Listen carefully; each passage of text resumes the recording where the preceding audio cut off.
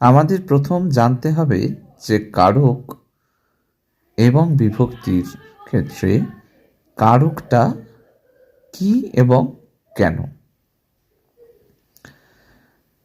কারক শব্দটিকে যদি বিশ্লেষণ করা হয় তাহলে দেখা যাবে যে কারক হলো কৃ ধাতু নক প্রত্যয়। কৃ ধাতু নক প্রত্যয়ান্ত শব্দ করে হয়েছে কারক।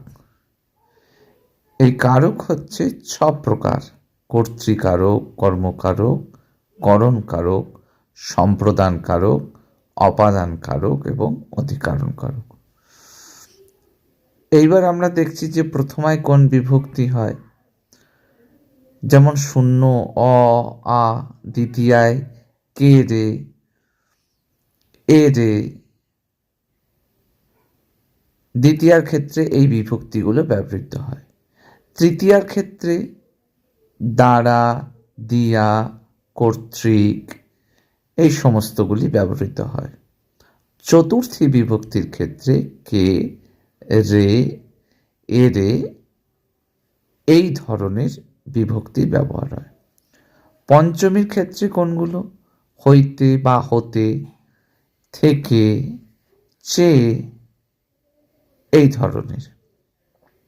ষষ্ঠীর ক্ষেত্রে যেমন ব্যবহৃত হয় র, এর, এরা এই সমস্ত যে সমস্ত বিভক্তিগুলো রয়েছে এই সমস্ত বিভক্তিগুলো ষষ্ঠী বিভক্তি হিসেবে ব্যবহৃত হয়।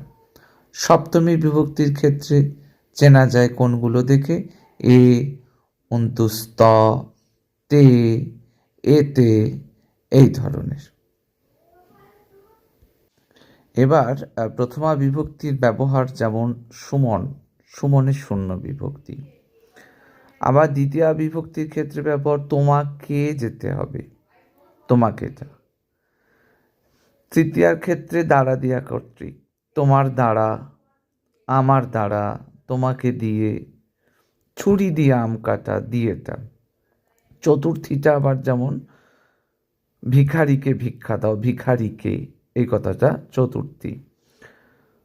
পঞ্চমীটা হচ্ছে থেকে, হইতে, চেয়ে এই ধরনের ব্যবহার হলে তখন পঞ্চমী বিভক্তি ব্যবহার, যেমন ছাদ থেকে নদী দেখা।